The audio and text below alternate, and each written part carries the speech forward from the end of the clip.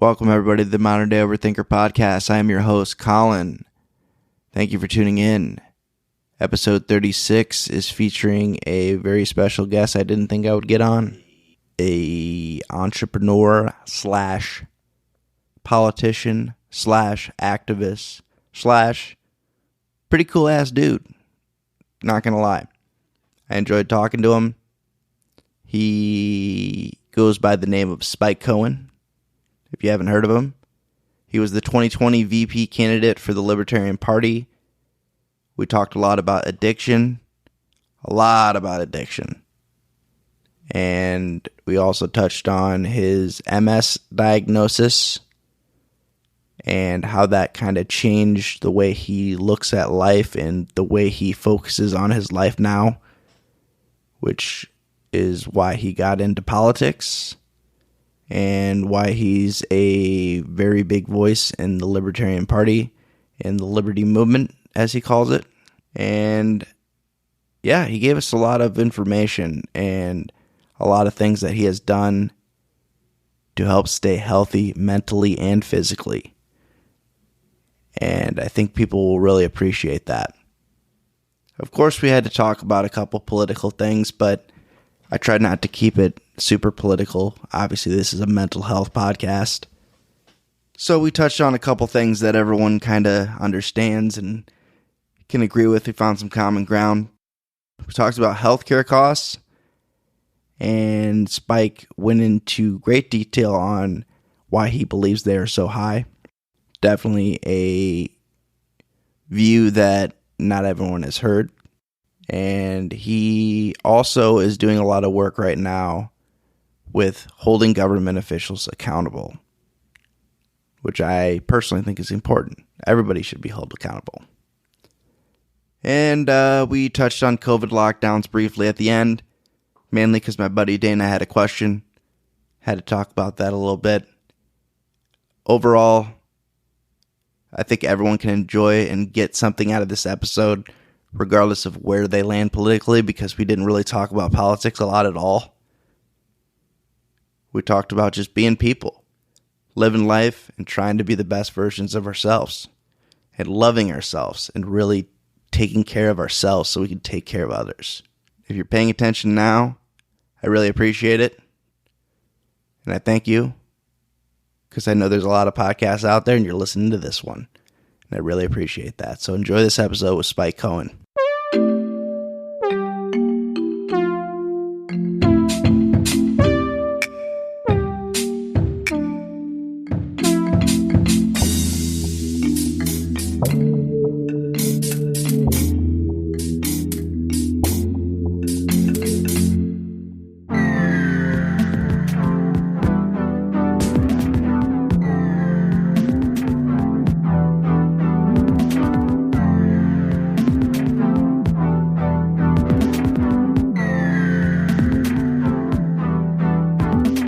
Welcome, everybody, to the Modern Day Overthinker podcast. Tonight's guest, this morning's guest, whenever you're listening, is Spike Cohen. Welcome, Spike. Thanks for having me on, Colin. I appreciate it, man. Yeah, no problem. We wanted to talk about a variety of different things, but I like to start out the podcast by letting people introduce themselves and give a brief introduction on who you are, what you do, and kind of go from there. Sure. So my name is Spike Cohen. I was the Libertarian Party's vice presidential candidate in the last election in 2020. I am also the founder and chair of a nonprofit that I started called You Are the Power. And before that, I was sort of a serial entrepreneur and business owner. So that's sort of the long and short of my background. And so you were doing a lot of, from what I've seen, web design, or? Yes. So I started when I was 16, right before my 17th birthday, I started a web design company, and it started at just making websites for small businesses in the Myrtle Beach area, which is where I live.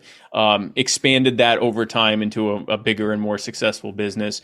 Started from that getting involved in more and more startups. initially as the web designer for those startups, and Yeah. then I started becoming kind of a silent partner, not so silent partner in some of them, and that kind of parlayed in sort of secondary type of business. And after I was diagnosed with multiple sclerosis, I decided to retire from all of that and kind of put all of my time full time into trying to grow the liberty movement, which is where my real passion truly was. And so that's what I've been doing pretty much since about 2018, the past 4 years now. So was it mainly the diagnosis? There had to have been a couple other factors there where you're like, this is, or you kind of had, maybe you had it in the back of your mind and then you were just like, this is it. This is the time.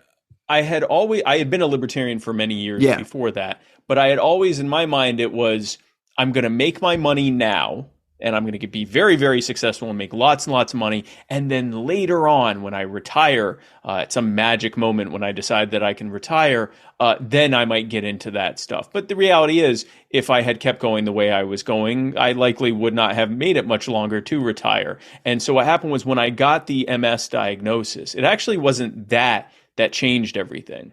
It was shortly after that when they sat me down and talked with me, the medical team, they call it your MS team, basically your neurologist and all these other doctors. Mm-hmm. And my neurologist sat me down and talked with me about my treatment options. So I take a monthly treatment that has been able to, thankfully, since 2017, keep me in remission. I haven't gotten a single relapse since then. But when he was talking to me about these choices, he said, no, it's a medical miracle, and it's incredible that it has worked as successfully as it has. I've also made a lot of lifestyle choices that have been helpful too. But so he's sitting me down and he's talking about my treatment options. And he says, the thing is, Spike, the purpose of the MS treatment is to slow down the rate of the progress of your MS, the progression of your MS, so that it's not much different than the typical aging process. Mm-hmm. That was supposed to make me feel better. That hit me like a ton of bricks because that hit me almost as hard. In fact, I would say long-term harder than the diagnosis itself. Because when you're at this point, I was in my I was 30 in 2016. I was 34. So I was in my mid 30s.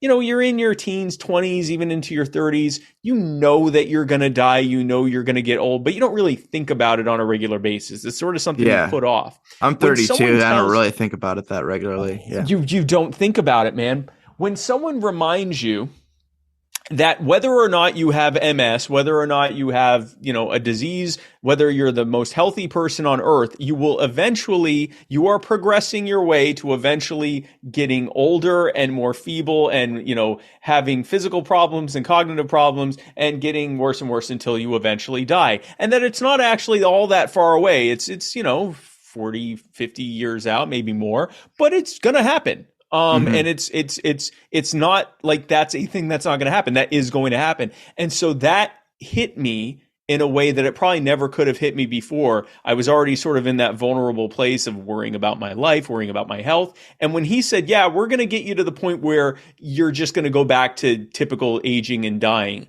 that basically in that moment shifted my entire mindset about my work-life balance, what I wanted to do with my life, what the purpose of life and fulfillment is. It changed everything because in that moment I thought completely went like it did a 180. Yeah. So at that point I thought I'm like, you're basically chasing money until you go to the grave. Now, obviously you got to make money, right? But I had reached a point, I'm not a billionaire or anything like that, but I had reached a point where I didn't have to worry about working to make ends meet anymore. And so I thought, okay, you're already at the point where you don't have to worry about that anymore. Mm-hmm. What are you doing? Like do you want to buy an island? Do you want to buy a yacht? What is it that you think you're going to do? Just have more, a higher number next to your net worth. But for what purpose? What is this going to do? And I realized, I thought, I had become increasingly miserable in the work I was doing. I did not feel fulfilled. It was to make money. And I thought, well, why are you doing this? Especially now that you have this MS diagnosis where you might not go back to the usual aging process. You might, get worse faster than other people do. Mm-hmm. And so that clock's ticking type of thing. It was very much a clock's ticking thing. And so I spent the better part of a year kind of relearning how to live, everything from diet, exercise, the way that I processed my thoughts, the way that I chose to respond and react to things that other people did, getting into mindfulness and wellness, mindfulness and meditation and stoicism and all these other different things, studying Taoism and all sorts of stuff. And then also at that same time, kind of figuring out, sort of what do you want to do now that you've grown up? And that led me into what I'm doing now.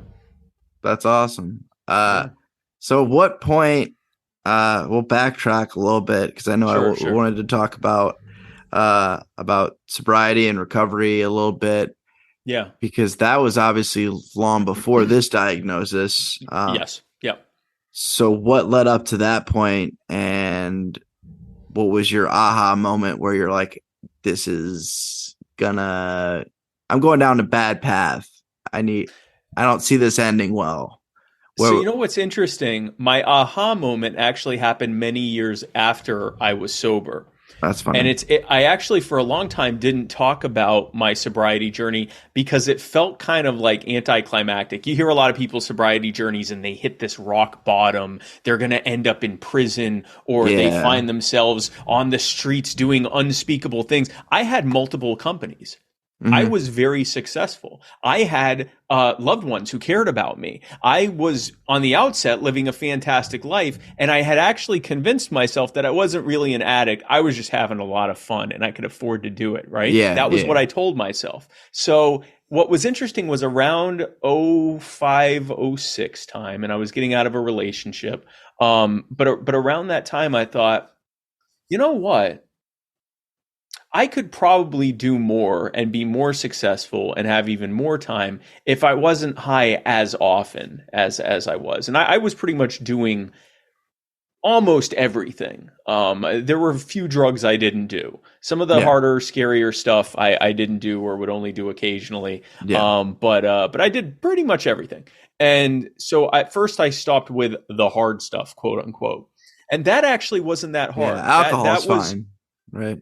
So it's funny because before this, I actually didn't drink very much. I would occasionally get drunk, but I maybe 20 times in my life had I actually gotten like really drunk or intoxicated.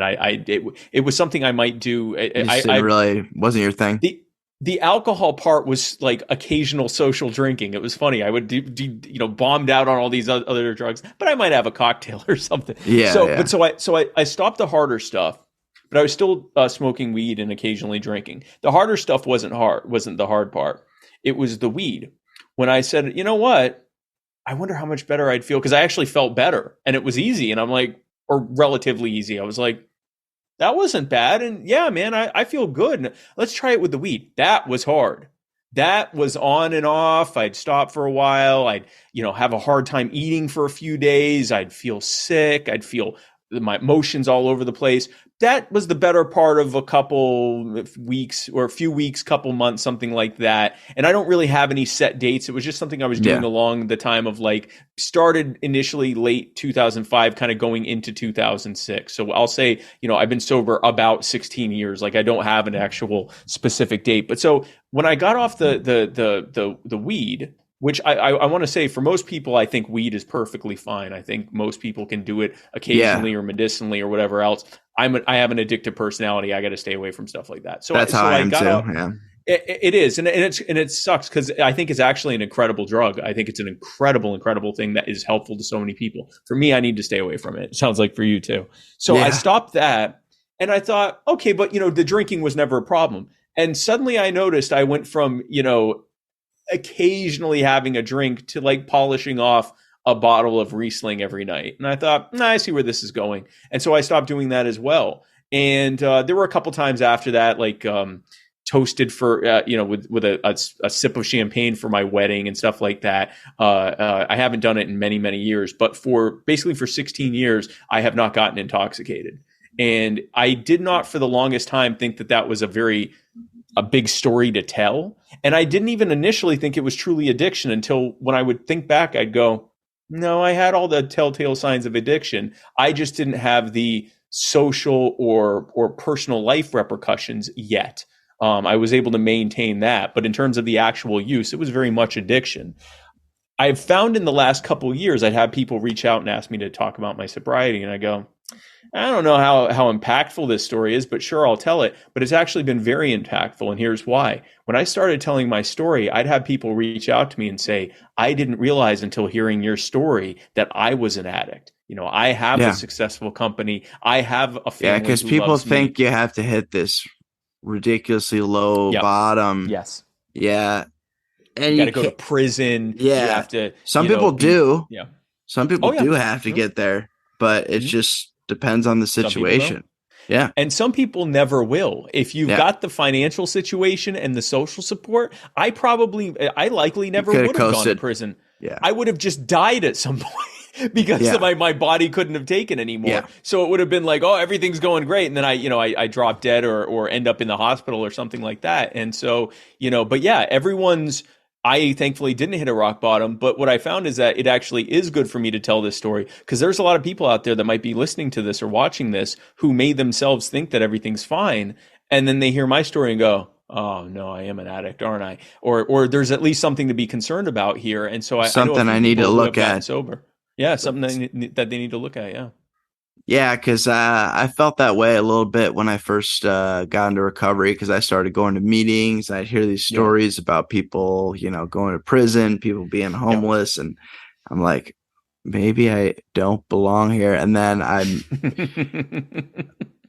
I befriended a good friend of mine now and who has been in recovery for 30 years. And he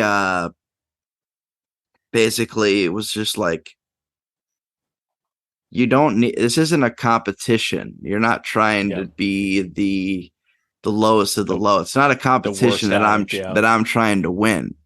Yep. And he's like, I never, I'm not gonna tell his story, but he was like, me and you were educated. We got through college.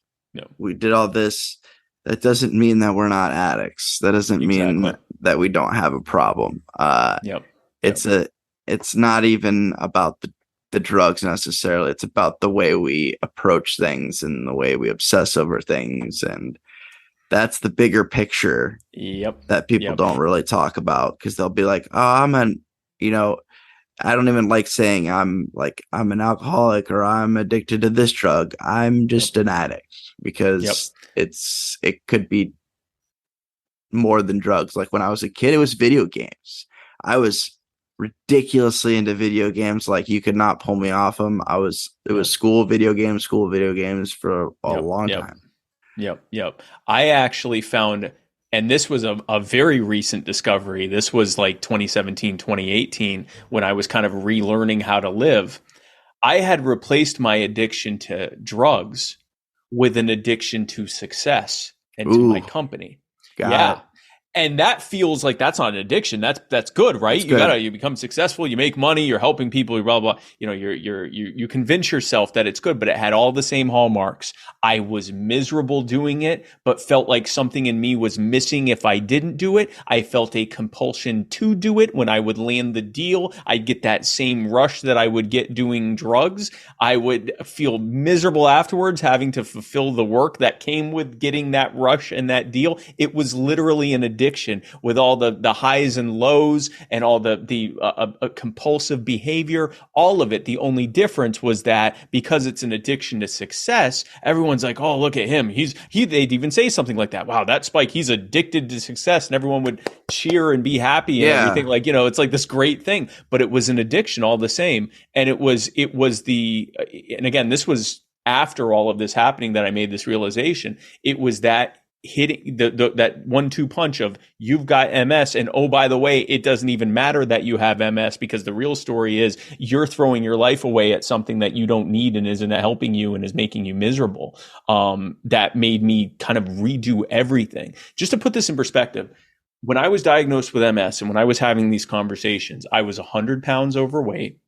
I was had lots of money and was very successful. I was absolutely miserable. I did very little except for working. My wife would drag me out to things, and the whole time that I was there, all I was thinking about was Getting back to work. thing I had to do, getting back to work, making the next deal. What am I going to say to this person when we have the follow up meeting and all that stuff? And so I had to spending 2017, I had to learn to re-gear how I was doing things. And during this time now, campaigning, during the VP campaign, trying to work on, growing You Are the Power and doing all of this, there have been times where I've had to catch myself and realizing, don't let this be your next new addiction. Let this be a positive and healthy thing that you still have as part of a balance of a fully fulfilled life, where you're spending time with your wife and with your family, where you're taking time for yourself, where you're making sure that you have time to rest, making sure you have time to exercise, making time that you have time for a well-rounded life. You don't just become, blinders on, focused on this one thing. And I'm grateful for that, because that was the work I had to do to truly, like you said, we're not just drug addicts or recovering drug addicts. We are recovering addicts. We have a personality that is geared towards addiction. And it may have been a trigger like a personal trauma or a psychological trauma or physical trauma, like a pain injury or something like that, that pushes us over the edge. But sometimes it might not be. I don't even think there was anything that really pushed me over the edge. I think I was just geared towards finding the thing and devoting my everything to it. And so I've had to, even now, make sure that I'm keeping this in a proper perspective. And I'm glad that I've been able to do that. So I'm glad you brought that up, because we are addicts, and that is a part of our personality. It's just that it's good. We have a level of focus. It's something we can use in a healthy way, but we have to make sure that we're keeping a healthy balance. Yeah, I also, on top of that, which is a fun curveball for me, I have obsessive compulsive disorder. So that's even another layer to it. Perfect synergy. Yeah. Yeah. Perfect synergy between the two. Yeah. As far as mental illness, has there been anything that you've had to deal with besides the addiction, or anything that you've noticed that you've had to kind of overcome over the years at all, or maybe in the family? As far back as I can remember, I always dealt with severe anxiety, severe bouts of depression, and almost sort of like, I'm not sure if it's truly bipolar, but sort of this like mania followed by this very low period, this mania feel. And I've never been diagnosed with any of these things, but very obviously, the telltale signs. You can relate to it. Yeah. Very, and some elements of obsessive and compulsive behavior. Certainly the addiction is pure obsession and compulsion, but mostly a lot of depression, anxiety, really just worrying and then feeling bad about the worry, and then feeling relief from the worry, and all of that. And I will tell you, man, the things that helped me the most were I tried, especially in my teens and a little bit in my early 20s. I tried doing some of like the psychotropic meds and stuff like that. They didn't really help me. They've been helpful to other people, so I'm not knocking them, but they didn't really help me. What has helped me was, in fact, I'm actually in the process of putting together a video talking about how I, all the things I did to, get onto the other side from having very aggressive MS to having an MS that's completely in remission and being in the best health of my life. But a big component of that was relearning how to do everything. And so, I was able to get through the addictions, or the drug addiction. But then in 2017, when I really took this on, after the diagnosis, what started with an attempt to, I was told you need to lose weight, and you also need to reduce your stress, because stress will make your symptoms worse. And it can also, if stress is bad enough, it can trigger a relapse if you really get yourself worked up. So I spent a year learning, stress reduction stuff, mindfulness, meditation. I was doing a wellness program called Overcoming MS, and another one called the Walls Protocol. And both of them talked about mindfulness and meditation. That led me down this rabbit hole of getting into, researching Taoism and Zen Buddhism and Stoicism and all these different things. And what I noticed, and between that and a a change to a very restrictive nutrient focus on nutrient density type of diet that I'm on now, and all the exercise, not only did I lose weight, not only did my stress go down, but I don't deal with anxiety and depression anymore. Or I should say, I don't deal with unhealthy anxiety and depression. I'll still get Yeah. sad. Yeah. I'll still get sad and I'll still get Which anxious is about things. which is That's normal. It'd that's be weird if normal. you didn't. It would be weird if you didn't. That's called sociopathy or Yeah. psychopathy. Yeah. If you never feel any Yeah. negative, but it's now in a balance, and I also can recognize it, can see it for what it is, and can at the times when it starts to get a little bit more overwhelming, and it's not just starts going from a healthy anxiety to a little bit of an irrational anxiety, I have the tools to identify what it is, acknowledge it, make peace with it, but then figure out, okay, what is triggering this? Why am I having this kind of reaction? Where is this irrational thought coming from? What is causing me to react this way, as opposed to just going through the reaction and doing the up and down. And a big part of that is from the diet. We eat. So the American diet is basically what I call the give yourself depression, anxiety, and simulate bipolar disorder diet, where we eat these large amounts of carbs that cause this spike in our blood sugar and in our energy levels, and kind of cause a bit of a mania. And then when it starts to come down in between meals, then we start to experience a bit of a depression, and then we start having carbs again. And of course, if any of us are having like energy drinks or caffeine on a regular basis, that's also causing these swings. We basically induce mental health problems in the way that the average American, average Westerner just eats. You couple that with a sedentary lifestyle and being on social media way too long, that is going to make that's if you didn't have mental illness, you're now going to create mental illness in the actions that you're taking. And so it has been very helpful to have a much healthier diet, to exercise a lot, to get out that energy and not have all this surplus energy. And I spend a lot of time on social media because I have to, but I have a healthy understanding of what's happening on there. I don't judge myself against others. I realize that they're putting their best foot out there, and that I shouldn't judge who I know myself to be with other people's, presentation of who they are and all that kind of stuff. So the tools I learned over the course of 2017 going into 2018 have been life-changing to me, and I'm grateful for that opportunity. So what led to you being on the ticket for 2020? So how did that come about? I would like to hear that story. Sure. Good segue. Yeah. So coming out of 2017, 2018, I'm like, all right, well, I feel fairly healed. My MS had stopped progressing noticeably. I had, several months at that point of MRIs saying that there was no, because I was getting, at that point, almost every other month, I was getting relapses. It had stopped. And so every 2 to 3 months, I was getting follow-up MRIs and things like that, showing that, there was no new damage. It had stopped, and, things were looking better, and I had lost, weight, and I was, feeling better. And I thought, you know what? I think I'm in a good place now. I think I can start doing this. But I didn't know the way I wanted to go with it. I knew the skill sets that I had. I knew the points that I wanted to make, but I wasn't sure how I wanted to go about it. And I thought, well, you know what I'm going to do? I'm not going to do what I typically do and try to like force this thing on everyone and try to ram it, down everyone's throats. Control freak. Control freak alpha, type of thing. Yeah. I'm gonna open myself up to possibilities and see where it goes. And so the first one I opened myself up to was my friend Matt Wright, asking me if I wanted to get involved with Muddied Waters Media, hosting my own show, and then later becoming the co-host of the main show, the Muddy Waters of Freedom, with him. I said, yeah, absolutely, I'd love to do that. And so I started doing that. Was this a podcast or radio show?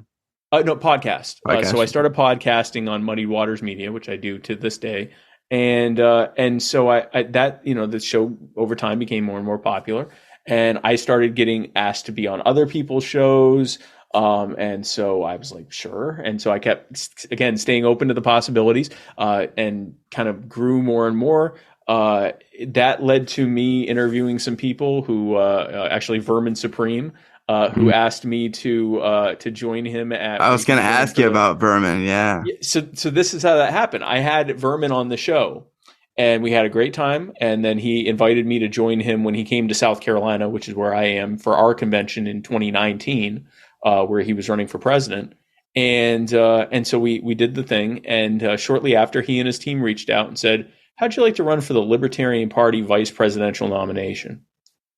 And I thought, well, I'm not going to win. I mean, I'm still a relative unknown in the party, because most of my podcasting was more in like the anarchist world, more so than the Libertarian Party world. Yeah. And so I'm like, all right, well, and I thought, but I do know what I want to say to them. I know what I want to talk about with, how we can do better, more effective messaging, how we can do outreach, and things like that. And if, running with Vermin to kind of get people's attention, will help to do that, then he'll sure, get people's attention. Yeah. It'll get and it did get people's attention. And when I got their attention, I did stuff like door knocking tours in all sorts of different communities, everything from well-to-do suburban communities down to housing projects and everything in between. This was before the COVID lockdowns. This was like right before that. I did tours on college campuses in the Carolinas, and generally just kind of, it was sort of, I went in, I never said, I know I'm not going to get the nomination, but I kind of went in thinking, I'm not here to try to get the nomination. I'm here to make a point about what we should be doing. Yeah. And as the months went on, competitors were dropping out and endorsing me.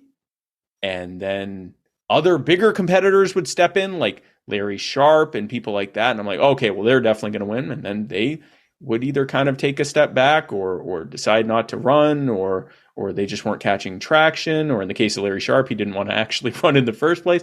And so all these things happened where towards those last couple of weeks, I had a pretty good idea that I was going to win it. And I thought, well, that's interesting. And then after I got the nomination, it has been like someone set a bottle rocket, and I've just been, going ever since. I thought we'd do the campaign, run, I'd go across the country, I'd do all the stuff I did. And then after the campaign, things would kind of level off. I didn't realize that was just the beginning, and that things would just keep going from there. And all along this whole time, running for, getting involved in the podcasting, running for the nomination, running in the general election, going out, speaking at all these different events like Freedom Fest and LibertyCon, which is I'm actually going to be at that in Miami in October. In fact, if people want to, let me do a quick plug on that. Yeah, go ahead. If people want to join me in October in Miami and hang out with me and some of the giants of the Liberty world, if you go to libertycon.com and use the code SPIKE, you get, I want to say 50% off your entrance. So if you'd like to come out, we'd love to have you. It's, I think, the 13th to the 15th or 14th to the 16th, second weekend of October. So libertycon.com and use code SPIKE. But anyway, doing events like that, it has, and starting You Are the Power, all of this has really just been remaining open to possibilities as they come, and then figuring out, as those possibilities come in, realizing what the overarching goal has always been, and moving forward from that. And is the overarching goal just to expand the liberty movement and just the libertarian movement in general? Yes, in so many words, yeah. Yeah, in a simple way, yeah. I realized even before running for the nomination that for a long time, libertarians have been trying to use a political party to make the social changes needed to then go downstream to lead to political changes. And that's not the way to do it. The political party's purpose is to run candidates for office and to try to win those elections. Mm-hmm. You can't use a political party as a social tool. And we don't need to, that's not theory. You can look at the Republicans and Democrats. The conservatives and nationalists and populists that make up the Republican Party, and the progressives and liberals and leftists who make up the Democrat Party, they don't do their activism in the Democrat Party or the Republican Party. They do it in these different organizations they set up, in their own personal activism that they do. They do activism, and then they use the social disruption and spread of social ideas at the social level. that then work their way downstream from the culture down to politics. And we've been doing it the other way, and it doesn't work. So what I've been trying to do is what I've been doing with You Are the Power is we are growing a movement for liberty, a culture of people who recognize that we do best when we are most free, and that the problems we're facing are as a result of too much power being in the hands of too few people, and that the way to fix that is to take that power out of their hands and put it back in the hands of the people where it always belonged. By creating that culture, not only does it grow the movement that votes libertarian, but ultimately it doesn't even matter at that point, because if enough people demand liberty, it doesn't matter if the Republican or the Democrat or the Libertarian or the Green or the Independent or Constitute, it doesn't matter who wins the election, because whoever wants to win that election is going to have to campaign on liberty. And if they don't follow through on liberty when they get elected, they'll get replaced with someone who will. So I believe it will grow the Libertarian Party, but more importantly, it grows the movement for liberty so that it doesn't matter who gets elected, because whoever gets elected is going to push for the new status quo, which will be liberty. And that's basically what I'm working on.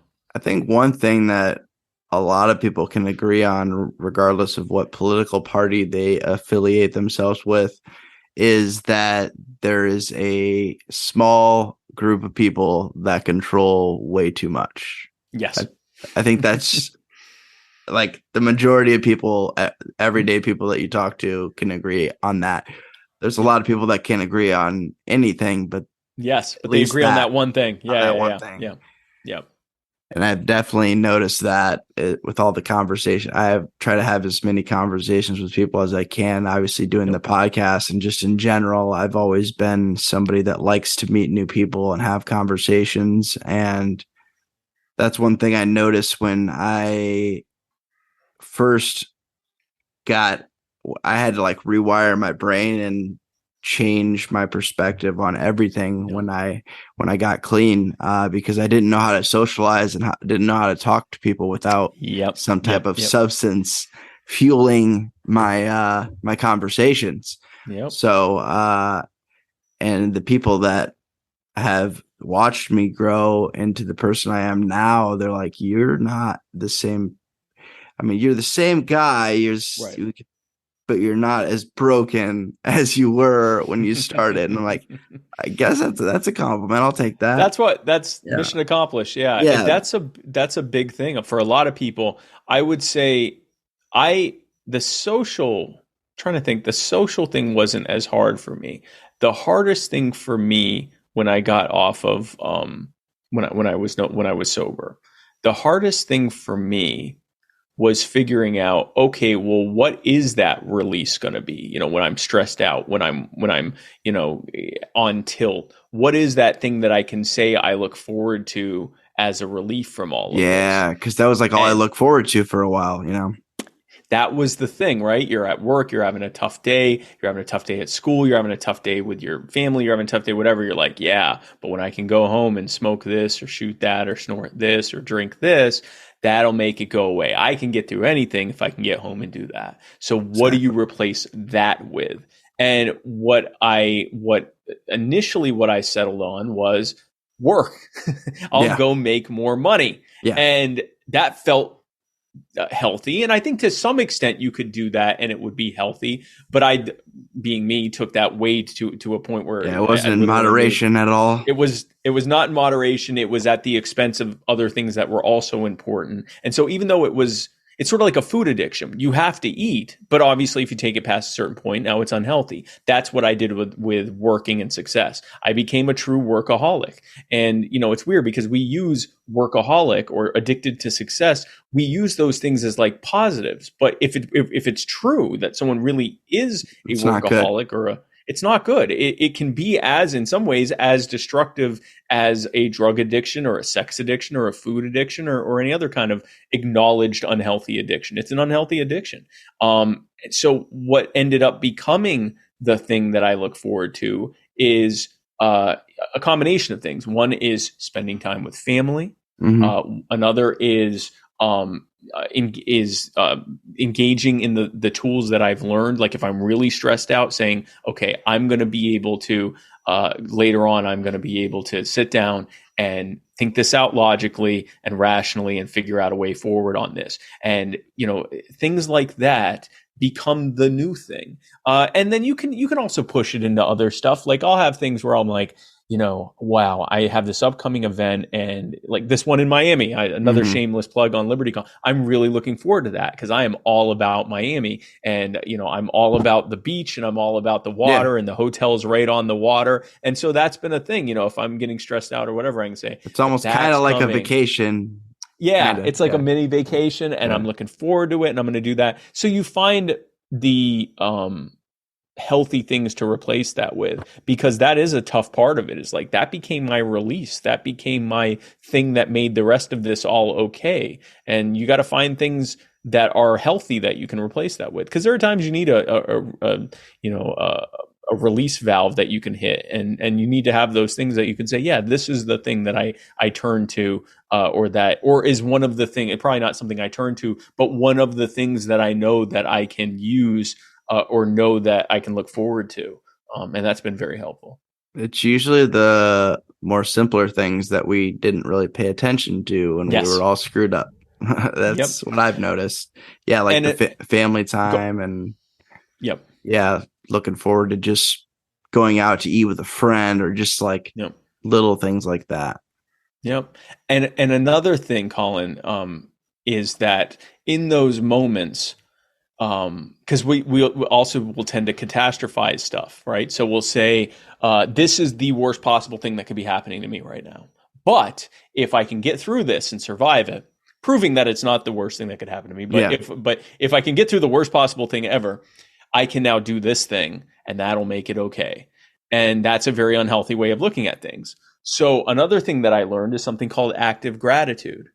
And without going into, I mean, we could spend hours just talking about what active gratitude is. And there's all sorts of videos. And if people want to find out about active gratitude, that would not be a bad use of your time. You could spend a lot of time finding out about it and practicing how to use it. But once you get good at active gratitude, in the midst of something extremely stressful, extremely difficult, extremely not fulfilling, something you're regretting getting into, something that got thrown in your lap and you don't want to deal with it, some terrible, a diagnosis, the loss of someone, you will find yourself, without any prompt or without any conscious thought, you will find your mind thinking, I wonder what the silver lining is here. I wonder what the thing is here that I will be able to learn that will help me in the future. I wonder how, in a real weird roundabout way, this is actually a bit of grace that this is happening to me now, when I can figure out how to deal, like things you would never think before, that in the midst of something terrible, without even meaning to, your mind is like, I wonder what I can be grateful for here. And that takes a tremendous amount of pressure off right then, when your mind is looking for the thing to be grateful for and is actively searching for, without your prompting even, actively searching for the things to be grateful for, and what, the gratitude you should have even in some of the worst moments that you have. These are all things I learned along the way. And I strongly encourage people to look into this stuff, because part of having good mental health isn't just, how do I stop being depressed? Because that's not actually real.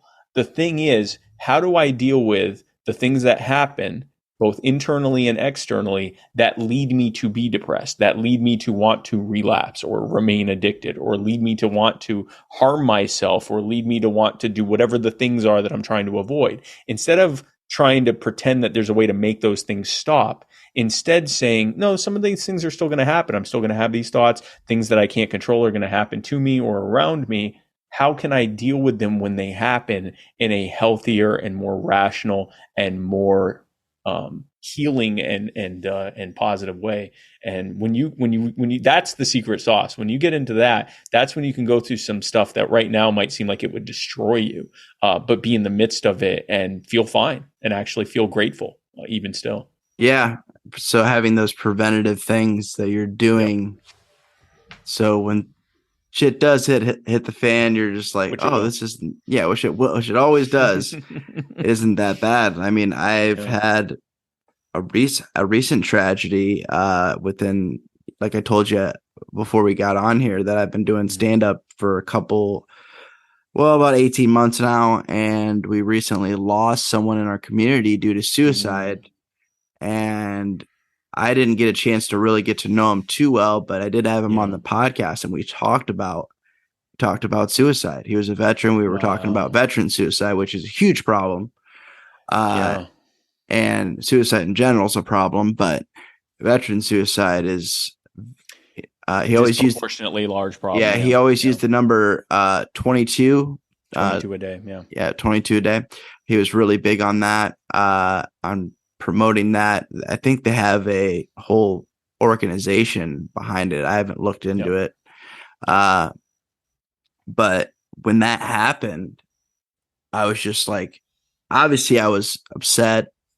I was sad. I was kind of angry, all those emotions, but and people did check on me and see how I was doing and things like that. I'm just like, you don't need to worry about me. Like my brain is ready for this kind of stuff to happen. Like I've wired my brain to be able to deal with these kind of things and to be Yeah. there presently for the people that, a couple of my friends that were a lot closer to him than I was, that were like his best friends, they were screwed up. They still are. Of course. Rightfully so. I mean, it's terrible to deal with. And, questioning everything and all that whole process and just that ripple effect.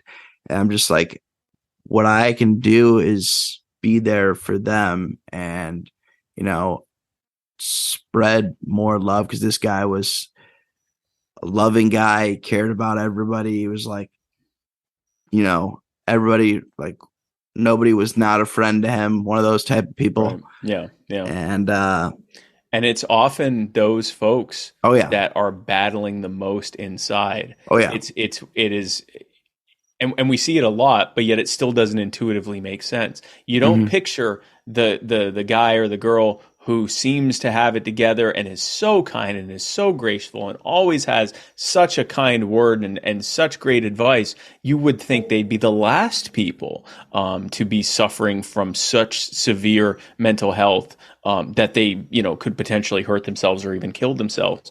But yet it's often them that do it. And the thing that they're doing to help others is very often what they're doing is the thing that they haven't quite figured out how to do for themselves.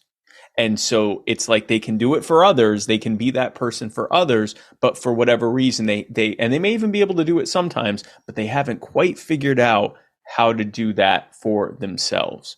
And that's why I tell people it is very, very important in the work that you do. I know with 12-step programs and with pretty much any good accountability program for getting out of addiction, a big component of that is the it's not repentance, the amending, the amends yeah, that the you have to make immense. to people. Yep. And the thing is, in doing that, you're learning to be accountable to others. You're to apologize to others. You're learning how to treat others better. A big component that often gets left out because it's the hardest thing and it's something that isn't as apparent is you have to be doing that for yourself too. You Oh have yeah. to be apologizing to yourself and then forgiving yourself. You have to be grateful for to yourself for the things that you've done. One of the mantras that I learned to say when I was in them, because I would beat myself up about, am I doing everything I can be doing to do to fight this MS? Because even after I started doing it, I still progressed for a little bit before it really got under control. And I'm thinking, I'm doing all this stuff and I still feel worse. And what's going on? And is this ever going to get better? And I was kind of beating myself up, but then going between beating myself up and feeling hopeless, like there's nothing I can do. And one of the mantras I learned was saying that I am proud of myself and grateful for all of my efforts. And it was something I would learn it when I would start beating myself up. I'd say, I am grateful to myself and proud of myself for everything I'm doing to try It's to like get a this thing under positive control. affirmation. Positive affirmation, gratitude to self, and acknowledgement of a certain level of, for lack of a better word, powerlessness. Like there's only so Yeah. much I can do. I'm doing everything I can. The rest of it is up to things that aren't necessarily under my control. And I'm not going to stop trying to find new things. I'm not going to stop trying to fight, but I'm doing everything I can in this moment. And not just that, I'm grateful to myself and I'm proud of myself for that. And those are the things, man, that not only do I think are the major component for my remaining in remission and my getting better and healing and my symptoms almost completely going away at this point and my MRIs looking better than the last time every single time. It's also why I rarely deal with depression and anxiety and stress anymore, is because I've really embraced the idea of trying to be at least as kind to myself as I try to be to others as well. Yeah. Because in reality, two things there. In reality, number one, there's going to be a point where it's going to come to a head if you're not being kind to yourself. Hmm. And then the other part of that is the kinder you are to yourself, the better of a place you are to be able to help others and be kind to others. So even if in this moment, if you're hearing this and going, look, I want to help others, I care about others, I love others, I don't really like myself. Well, Yeah. that's a problem and that's okay. And you can learn to like yourself. But in the meantime, focus on liking yourself if for no other reason than the more you can like yourself and help yourself and be kind to yourself, the better you can help other people too. And the more time, I promise you, because your brain is un- unsettlingly easy to reprogram. We are easy to program. Over time, as you work on linguistic programming and work on active gratitude and work on these things, eventually the things that you learn to say to yourself, you will start believing it. It starts where you don't believe it, but you will eventually believe it, and that's when you really that's what I call that the secret sauce. That's when you really are in a much better place, when you truly do wake up and are grateful for yourself and to yourself and proud of yourself and are happy for the opportunities that you have in this moment to try to do whatever it is you're doing, and not just to help others, but also for yourself as well. That's when you really know you're getting somewhere. The analogy that I really like when it comes to helping yourself so you can help others even more is like, on an airplane when they go through the oxygen mask, you put your oxygen mask on first so you can help the That's other what they tell you to person. do. Yeah. Well, well, And there's a reason sure. because That's a good point. Yeah. you can't help another person. I mean, I've heard that analogy a lot. That was one of the most simple ones I've heard. It was like, yeah, I mean, I literally cannot. I hit a certain level where or I'll find myself, doing really good, being able to help people a lot, and then all of a sudden it's like I don't want anyone to call me because I'm not in Yep. a good mood. Because you're burned out. Yeah. Yep. Burned Yep. out. Yep. I burn myself out, and I've done it multiple times, even recently. I'm just like, man, because I sponsor people. I help other people Yeah. out, in staying clean. And it's just like, man. And then once I pick up the phone and once I actually talk to that person, sometimes, I have a good relationship with, the people I sponsor, at least the one person that I can talk to more, one of them is in prison. So that's a little bit easier or a little bit harder, I should say. Um, Yeah.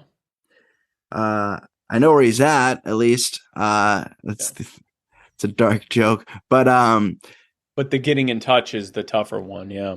yeah, And your analogy about the oxygen thing, if you chose to put on someone else's mask before your own, you could get away with that maybe once.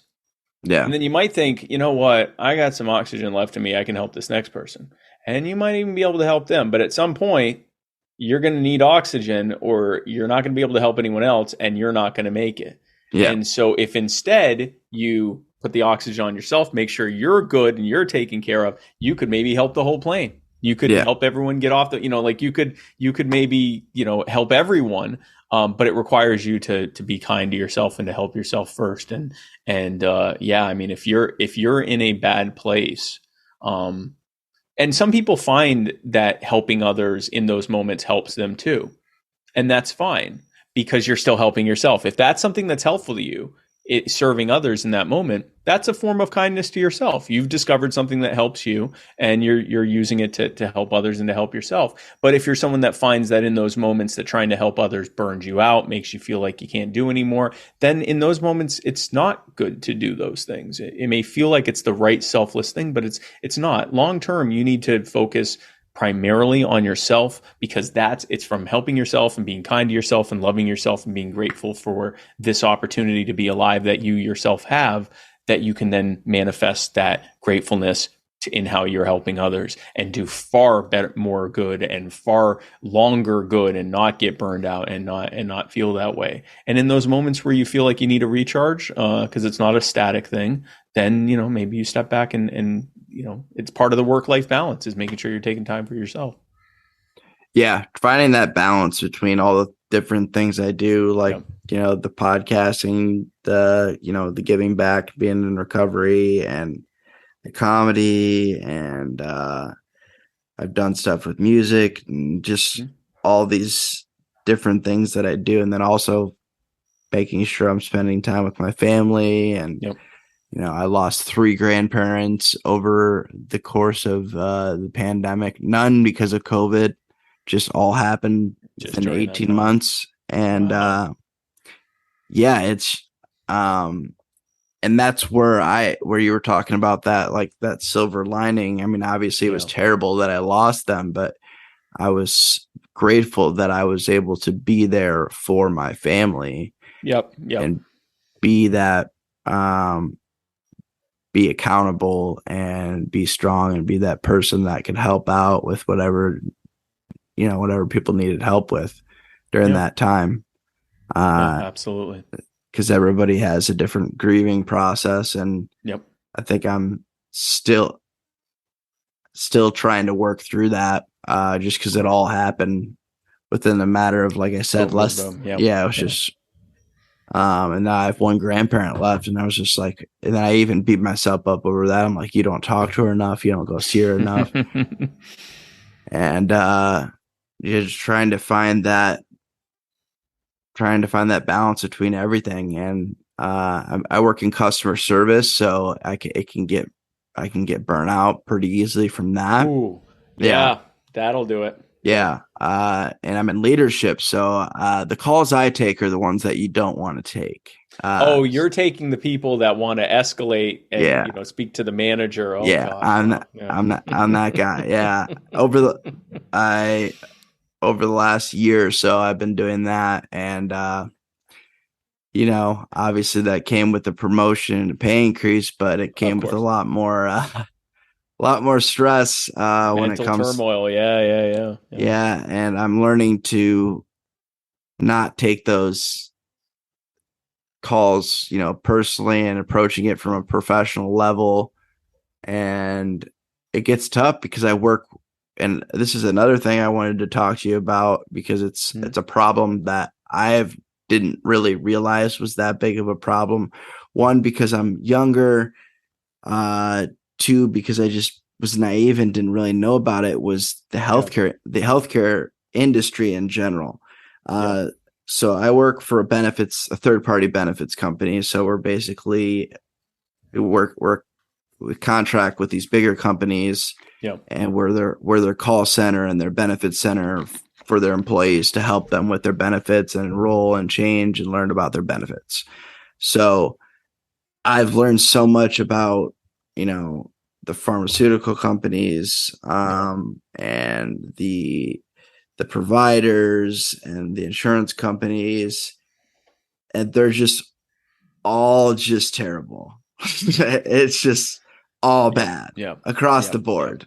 And they're all making money, and the patients just getting, and for lack of a better way to put it, they're getting screwed. And it's just terrible. And none of these companies, well, some of them are trying to do the best they can to provide good benefits, but it's like the insurance companies have most of the power, as well as the doctors and the providers and the pharmaceutical companies, and it's just Yep. gotten Yep. so bad. Like, Yep. and everybody talks about it, like, how do we fix it? It's so broken, and people are like, well, we should tax the rich, or Universal health care for all universal and all. health Yep. care for all and all that stuff. It's Yep. like, how do we find a more affordable way to have access to, mental and physical health care?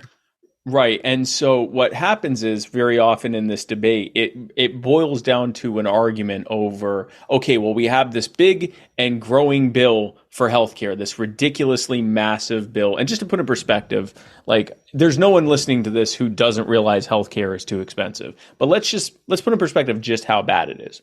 The US government spends more money, more taxpayer money per patient on healthcare in this country than almost every other country on earth. There's like, I think, 4 other countries.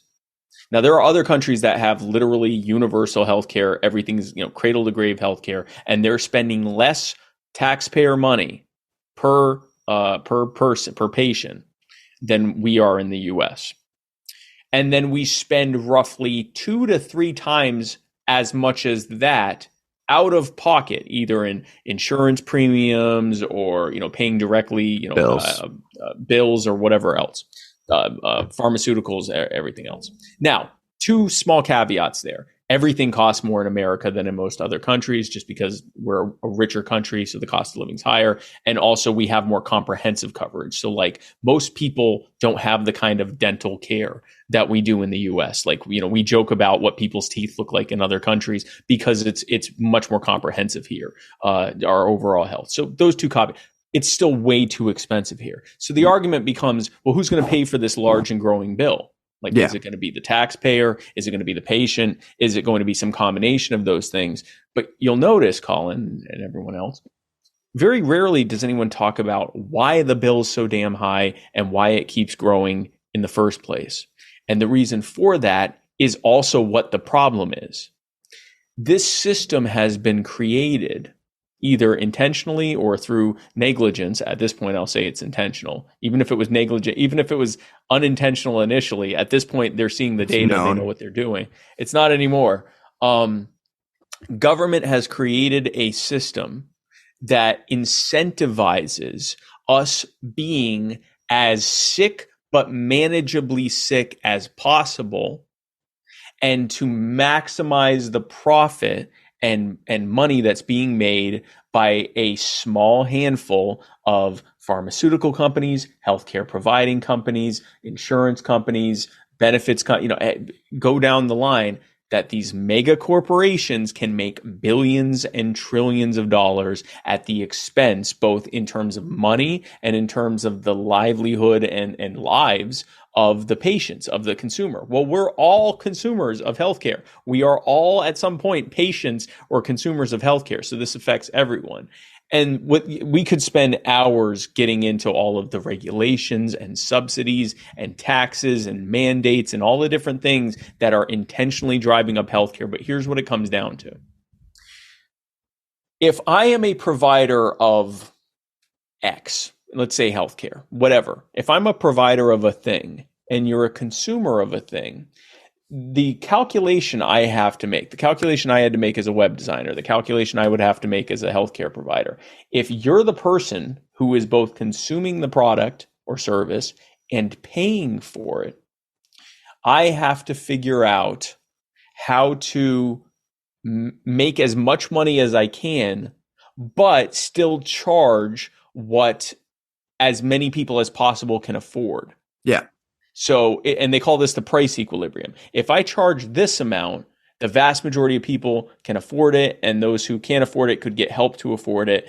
And so I'm maximizing the amount of people I can serve by charging this much. If I charge this much, I'm not charging enough and I'm not making enough money. I might even be losing money. If I charge this much, I make more per patient, but I get way fewer patients because patients can't afford what I'm providing. So it's called a price equilibrium. And the price equilibrium is upset by 2 things, both of which exist in our healthcare system. Number one is regulations, taxes, and mandates that require the cost of those things to go up, that make the cost of those things go up. And the second thing is the removal from between the person consuming the product and the person paying for the product. If I no longer have to worry about what Colin can afford for healthcare, and instead just need to know what Blue Cross or Kaiser Permanente Anthem, or whatever, Anthem, any of these insurance companies, what they can afford for healthcare, well, now I can charge a lot more. And if a bunch of red tape gets put in place to try to make sure that what's needed is actually needed, well, all that does is add to the cost. You've got more people in the system. You've got more people that are having to get paid a salary. You've got more potential places where you can hide the skimming that's happening and the bribing that's happening and all of that, the grift and graft that's happening within the system. The more you get government involved, basically, through regulation and through removal or separation between the consumer and the payer of the thing, it is necessarily going to drive up the cost of that thing. And this isn't theory.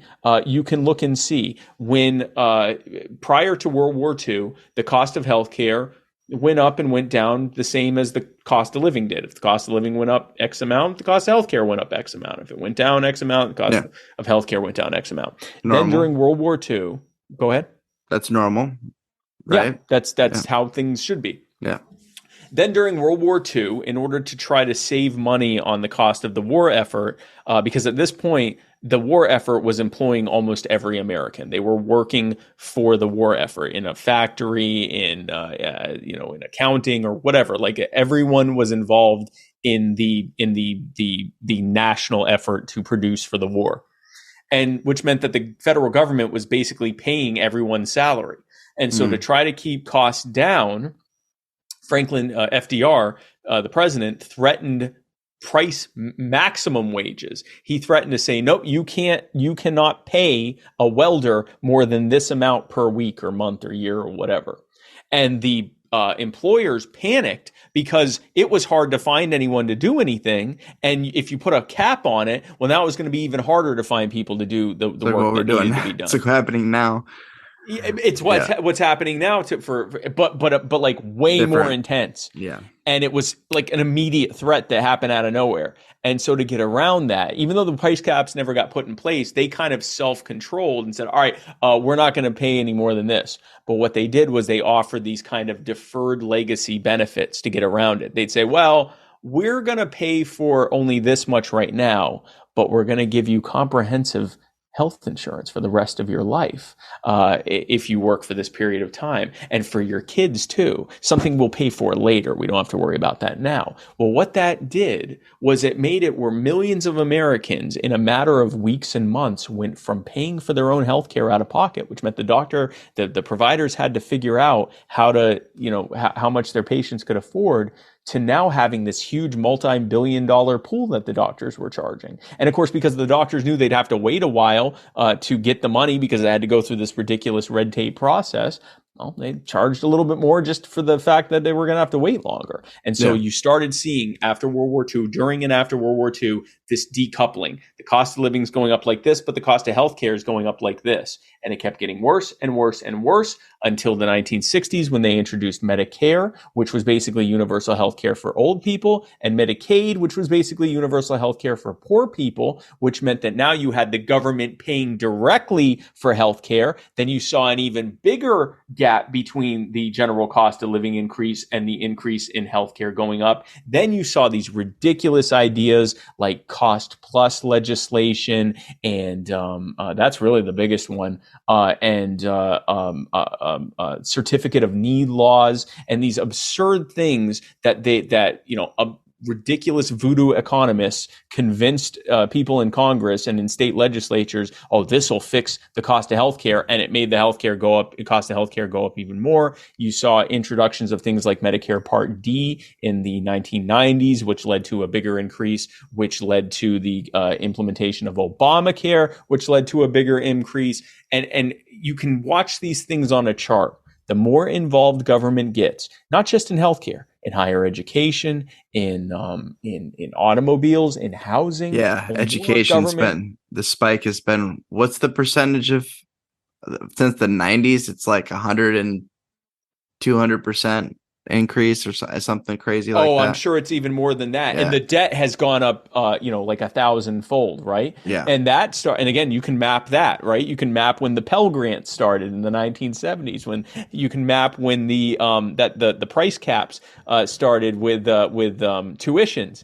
But the price caps were all higher than they were originally charging, but they then introduced Pell Grants. So now the colleges are like, well, I don't have to make sure the student can afford it. I can make sure the federal government can afford it. They can print money out of thin air. I can charge whatever I want. And you can watch as each of these policies gets implemented. And the most recent devastating one being in Obamacare, where they basically nationalized or federally underwrote all college loans. That's when it just went through the roof. Now the lenders will lend you whatever they want to, because they know they'll get the money one way or another. If they don't get it from you, they'll get it from the federal government. You're getting that. They're getting that money.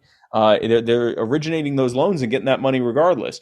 And this most recent move with, forgiving the first $10,000 or $20,000, they're now rewarding those lenders and loan originators and universities for the predatory practices they've been engaging with. So I guarantee you it's going to go up even more to offset that in the future. So all of these things, and it wasn't like they paid for that forgiveness anyway. The taxpayer did. So they got this big lump sum of money to reward them for their terrible and predatory practices that they're doing. We can do this with everything: housing, healthcare, education, all of the things that government has driven up the cost for. And it is when government injects itself into something, it creates a series of perverse incentives that inverts regular market forces and basically requires for the cost to go up. And what also happens while those costs are going up and all these regulations are being added, the other thing that happens is small providers go away and get replaced with big multinational, multi-billion-dollar providers. So the era of the small local doctor in his own office that he runs himself, that's almost over. That almost doesn't exist anymore. Yeah. Because they cannot afford. If you have a doctor's office, you're spending at minimum at least a few $1,000,000 a year just to make sure you're complying with all the federal, state, local, and insurance regulations. Or you can just become an employee of Atrium or Kaiser Permanente or Cleveland. Or, what's that? They'll pay a big salary and you're good. They'll pay you a salary, but here's the thing, man. Now you're paying your own. You're still paying your own malpractice insurance. Oh. They're giving you way more patients than you had before, and it's actually not good. I've been told that they're timed as well. They're timed. They are far more regulated. They're given a much larger patient load, which leads to more malpractice, because the more patients you're working on, the less time you have to actually overlook what you're doing, the more likely you are to make mistakes. Well, that makes your premium go up. That makes the cost to the healthcare system overall go up, because every time there's malpractice, that is fed into the cost of the provision of healthcare, because you gotta pay off that person or their survivors, for the damage that was done to them, of course, right? So all of these things necessarily make things worse. And now the average person looking at this goes, these corporations are getting bigger and bigger and making more and more money, and our healthcare system isn't any darn better for it. I think the government needs to get involved. The government getting involved is what created all of this in the first place. So that's my thoughts. I know this was a much longer talk than I maybe needed to give on it, but it's also not just the answer for healthcare. It's the answer for everything. When government gets involved in X, it gets more expensive. The quality goes down, the price equilibrium goes away, the customer or consumer satisfaction goes down, and the big corporations take over from the small guy and now run the show. That's what happens with everything. And the answer to that, the solution to that, is to undo all of that. Get rid of the subsidies, get rid of the regulations, get rid of the taxes, get rid of the mandates. Let the market have more flexibility to do what it needs to do, allow for more providers to get involved, force them to have the price equilibrium of being able to provide what people can afford, and you will watch everything slowly get better. It will never be perfect. There will always be problems, but the more you get government out of it, the better it will be as a whole for everyone. Yeah, because the more providers, obviously, that if a provider's crap, you're just not gonna go to that provider. You're gonna go across the street to go to the other one that's better. Exactly. Yep. Especially if the price is like exactly the same. It's like a restaurant, like kind of, We're not going to go to Exactly. the restaurant. I actually use the chicken sandwich analogy. Imagine if the way you got chicken sandwich right now, you want a chicken sandwich, you can go to this store, they got a chicken Many sandwich, the options. fast food restaurant. Yeah. What's that? Many options. You got many options and different options. This sandwich is only a couple bucks. It's not the best sandwich, but it's actually good, and it'll fill my stomach. This sandwich at this restaurant, it's like $12, but man, it's like one of the best sandwiches you'll ever have. And there's all these different options. And if this one, you might find the $12 sandwich sucks and it doesn't taste good. And so you don't go, and you go on Yelp, or no one uses Yelp anymore. You go on Facebook or Google or whatever, and you say, this sandwich was terrible. Don't go there, or whatever. Okay. And then they have to respond and go, we're so sorry. We're fixing our breading or whatever.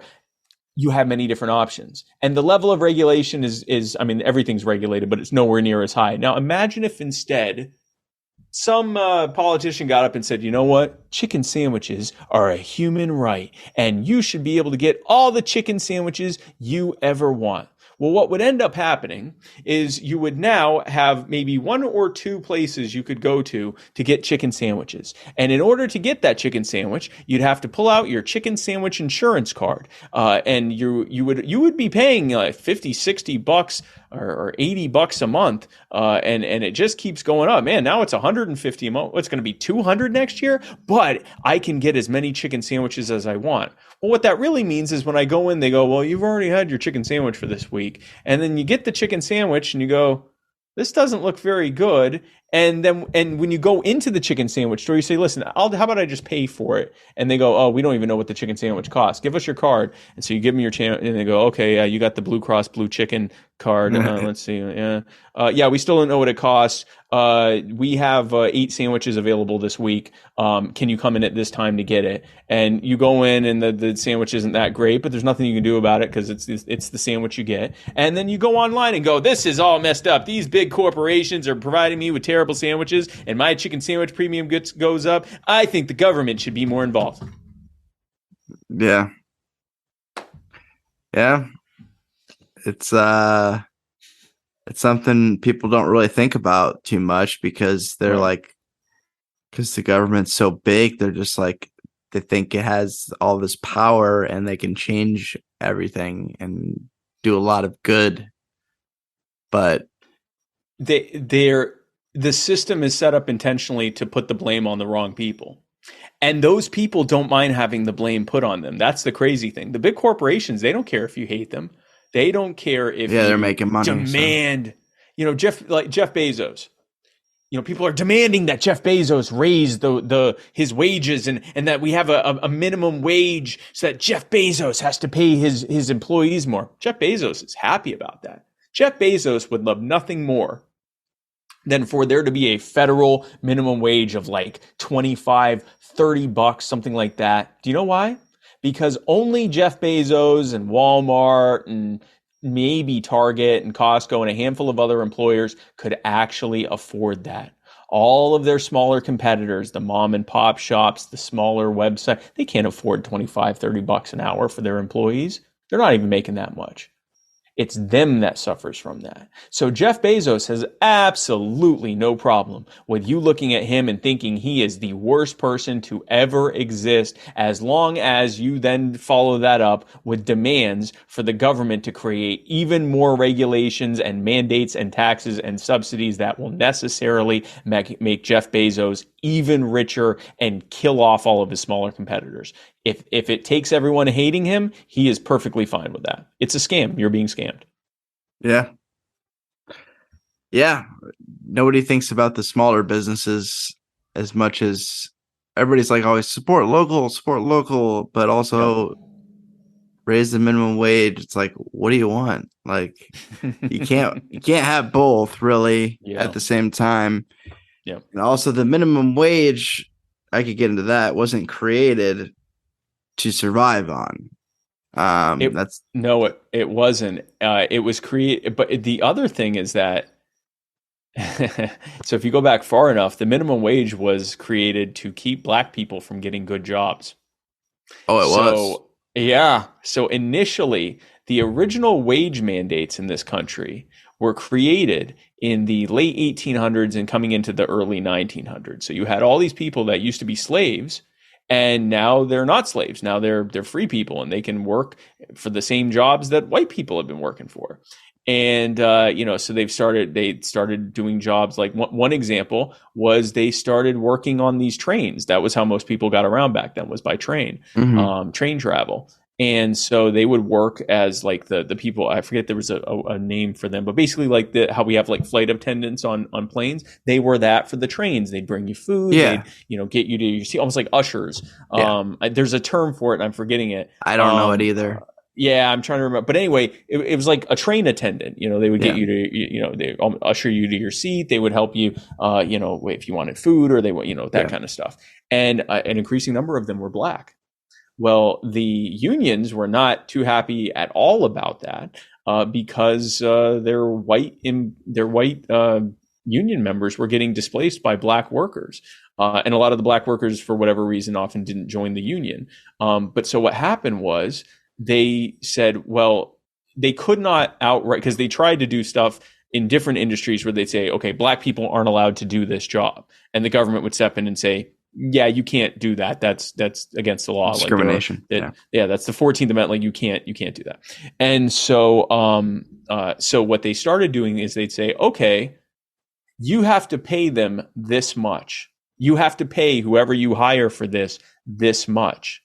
Well, this was still a pretty racist country. So even if someone was like, someone owned a business and, he was willing to hire a black person or an Irish person or an Italian person or a Jewish person, but if he's got to pay this much for it, well, I'm going to get a good white person to do that instead. Keep in mind, Jews and Italians and Irish and Greek people were not considered white back then. They'd go and find a nice white Anglo-Saxon person to do that job, because by gosh, if I'm paying that much, I'm certainly not paying for one of these lesser race peoples to do that. So no, the original minimum wage laws were intentionally, it wasn't like a hidden thing. They said that's what it was for, was to keep black and what they considered non-white people from being able to get into certain industries. So that's the original roots. And it's not for nothing that whenever a minimum wage increase or mandate gets implemented in a given area, black and brown workers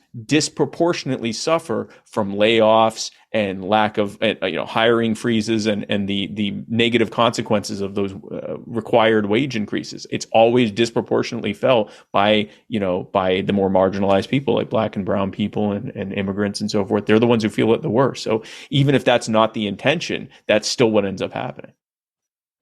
To this day, yeah. Because they're disproportionately the most likely to work those lower wage jobs.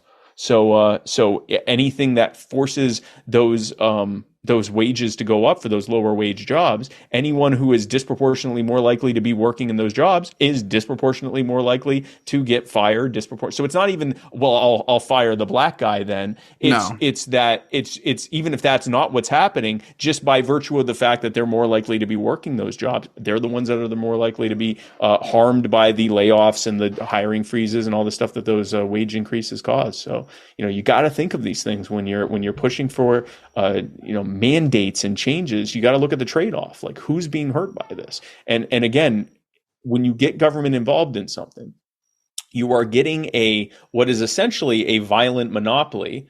If anyone else operated the way the government does, we'd call them the mafia or a terrorist group or organized crime. So when you get this sort of legalized organized crime terror group to tell businesses how to operate, don't be surprised if it ends up leading to bad outcomes, because they're not accountable for it. They aren't the ones left holding the bag for the consequences of the things they forced other people to do. Yeah, who is it? Who is there to hold them accountable besides us? Yeah. Exactly. So that's where we come in. That's where we have to hold, and that's what I'm working on with You Are the Power. We have to hold them accountable. We have to hold them accountable. We don't scapegoat these people over here who they blamed it on, whether they're blaming it on, this specific rich person or corporation who usually has no problem with being blamed for it. But that's not what the problem is. It's them. It's not the immigrant. It's them. It's not the black person. It's them. It's not the white person. It's them. It's not left versus right or black versus white or male versus female or any of the verses that they put. It is. That's always people. The 1v1 thing too, I've noticed. Yeah.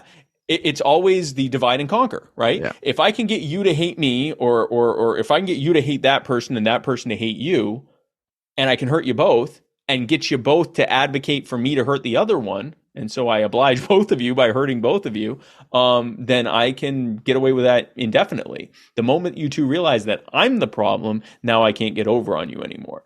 And so there is a one versus one here, but it's not black versus white or left versus right or man versus woman or rich versus poor, whatever. It is the people versus a very small handful of incredibly powerful, incredibly cynical people who have been scamming us for way too long. That's the real divide. And when we realize that, and when we realize that we have all the chips in our hand, every bit of power they have is presumed. Every bit of power they have is something we've demanded that they have. And we can very, very quickly change that balance of power. But the first step is realizing that the problem is that they have that much power in the first place. And that's the work I'm doing with You Are the Power.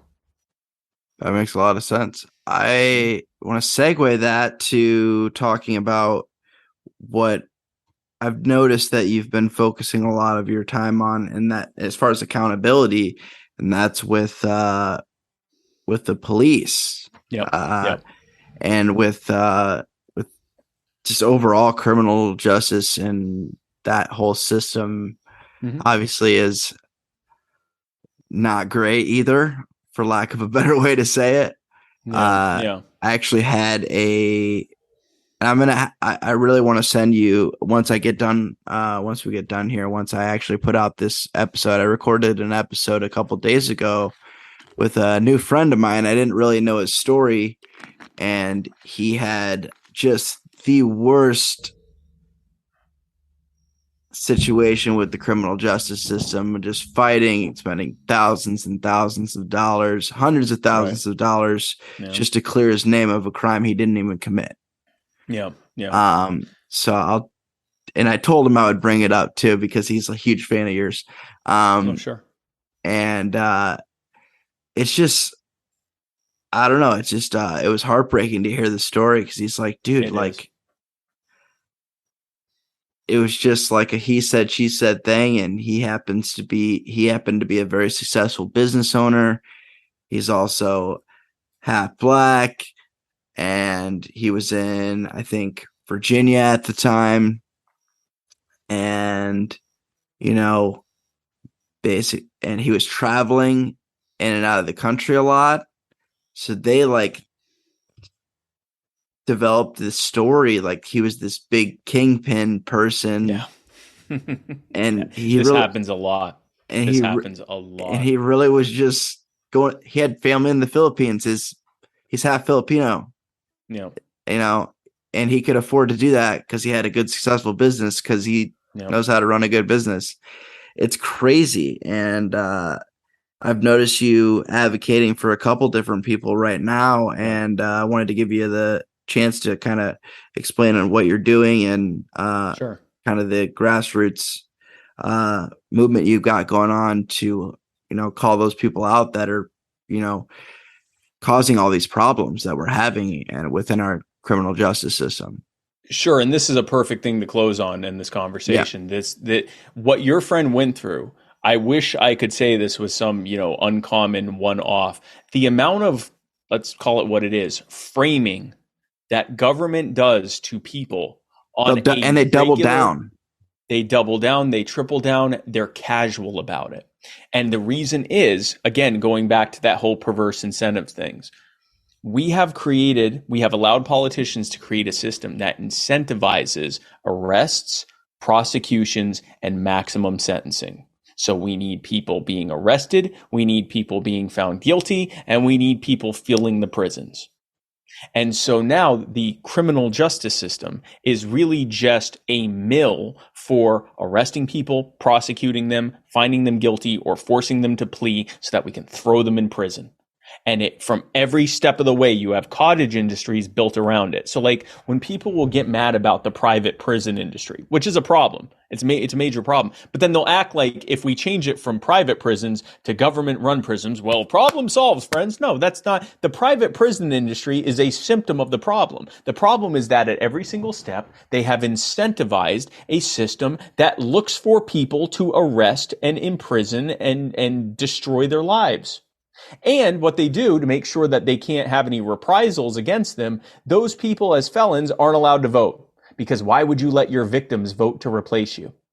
So that's the system we have. And so what your friend has gone through is very, very, very, very common and increasingly common. It's interesting to watch a lot of people right now who feel like Donald Trump is being framed or whatever. And I don't know if he is or not, but a lot of these are the same people that will very often, anything the police do is fine. Anything the government, anything law enforcement or prosecutors or judges do is perfectly fine. And now they're realizing that, well, maybe it's not. Maybe they're wrong very often. And so, like I told you, the purpose of because they're heroes being taken down. They're their heroes. Yeah, their hero is taken down, but they're being taken down by their other hero. Yeah. And so now they have to think like, well, which is our real, who's the real good guy here? And the answer is probably neither.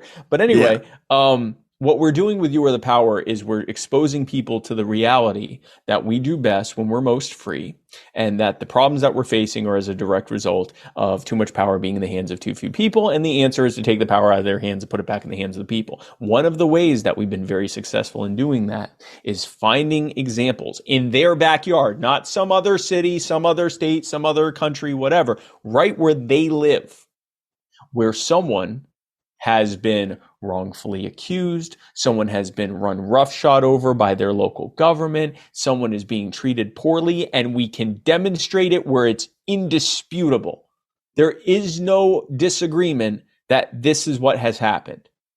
And there's no disagreement that the answer is for the people who did that bad thing to them to be held accountable. And sometimes it's school boards doing that. Sometimes it's zoning boards doing it. Sometimes it's city councils doing it. And sometimes it's the police that are doing it. And so what we do is when we find out about these stories, what we've been picking right now are the ones where it is indisputable. There is video evidence. There is, a paper trail a mile long. So no one can argue about this. This is what happened. This is the bad thing that happened. And I'll give you an example. I'll give you two examples of that. And one was, happened last year, and we were able to help this lady.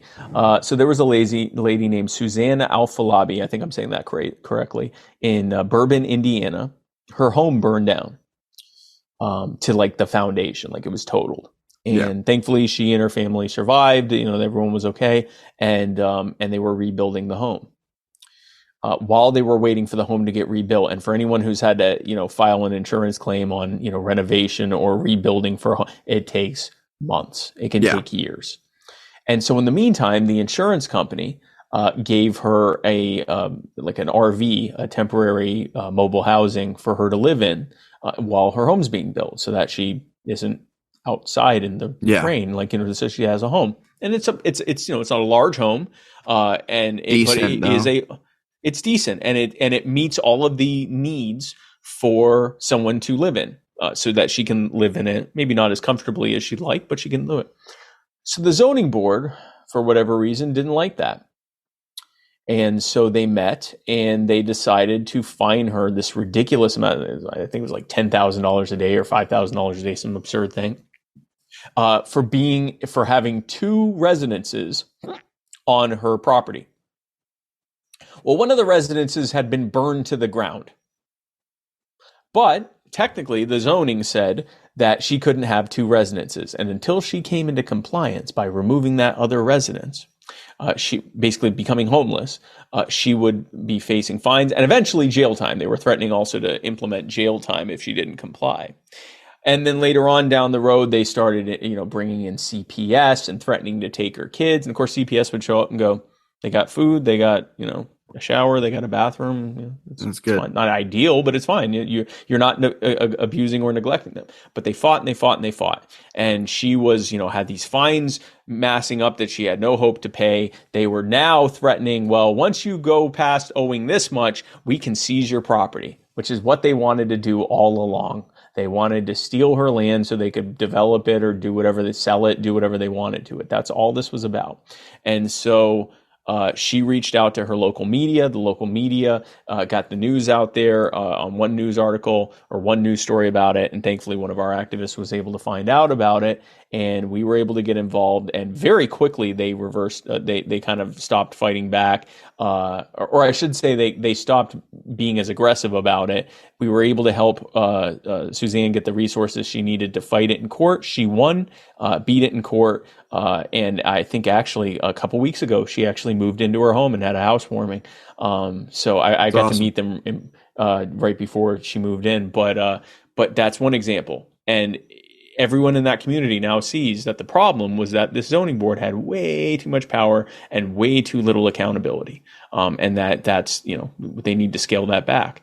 Another one we've been working on more recently is in Gastonia, North Carolina, where a homeless veteran and his PTSD service dog, he was beaten. He was wrongfully arrested. Well, let's just say he was beaten. He was arrested. His service dog was tased. She later died. And he was charged with all these charges. The police said that he was breaking the law. He refused to comply, and the dog bit them. Okay, well, if that's what happened, then that would explain why they had to rough him up and arrest him and tase the dog. The veteran Joshua, and all of the eyewitnesses said, no, that's not what happened at all. They actually, he was not breaking the law. He was complying with them. They arrested him anyway. They roughed him up real bad. They tased his dog. The dog came nowhere near them, did not bite anyone. That's what happened. Well, both officers and many other officers who responded afterwards, they all had body cams on. Okay, so release the footage so we can see what happened. He said, she said all day long. Let's see the footage. We can see what happened. Well, the DA, Travis Page, started fighting and fought for months to keep it blocked, because in North Carolina they can do that. While at the same time putting out all these press releases about how terrible Josh was, how non-compliant he was, how they tried to help him, how smearing him, slandering him, and all of that stuff. Yeah. And so they did all of that.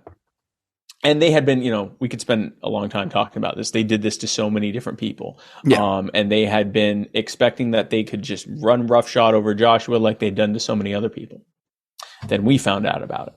Mm-hmm. And we have been holding them accountable ever since.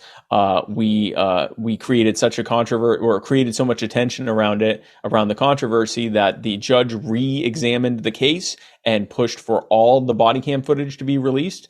You can now see that footage on my YouTube channel and on Joshua's YouTube channel.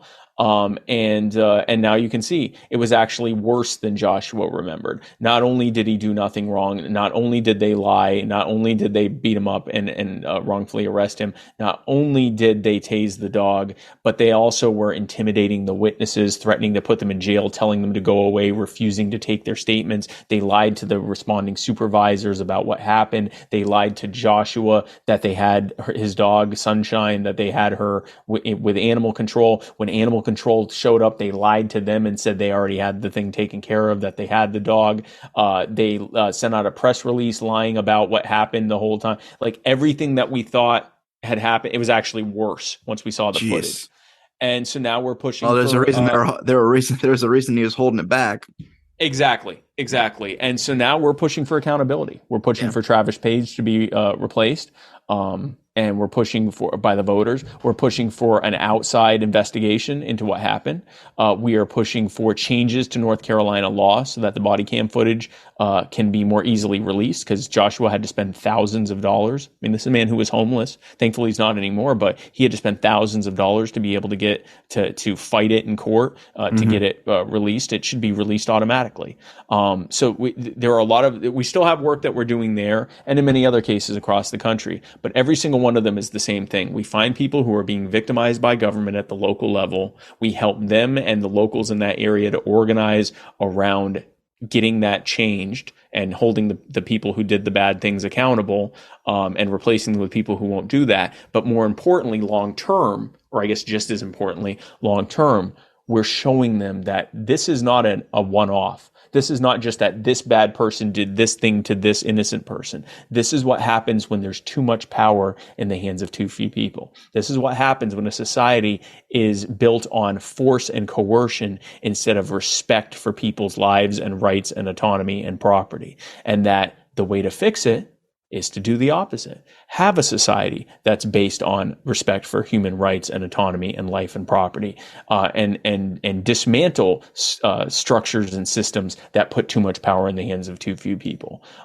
So it's not just about fixing those immediate problems, but showing that this is part of a pattern of what happens when there's too much centralized power, and working to decentralize that power. And that's what we do every day in You Are the Power. If you would like to get involved in that, then if you go to youarethepower.net, that is our website, and we would love to have you join and be a part of it. And that's the work that we do. If you want to help liberate your community and help spread the word of liberty and help spread the message of human respect, then come join us at youarethepower.net. And I greatly appreciate your time, Colin. I want to leave everyone with one last thing, if I can. Yeah, go ahead. It's something that I try to tell. I most recently, it's something I have been saying to myself for quite some time, and I realize that it occurs to me this might help other people too. Especially if you're dealing with addiction or the aftermath of addiction or mental health issues, or really just a lot of people that are stressed out, you can very often lose track of just how much of a miracle it is that you're here right now. And it can feel like this is just this terrible thing that's happening, and why am I even here, and what's this all about? And a bunch of questions that we really don't have answers to, and can make you stressed out and make things even worse.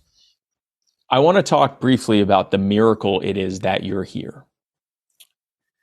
So the way that you were created was when sperm fertilized an egg, creating an embryo, which became a zygote, which became a fetus, which became a born human. But it was you. From the beginning, it was you. And just the fact that your particular sperm, of the millions or tens of however many millions of other sperm, is the one that made it. That alone makes you as big of a miracle as many jackpots for like lotteries and slot machines. Like you're right there. You're already at like hit the jackpot level luck and grace that you even exist there.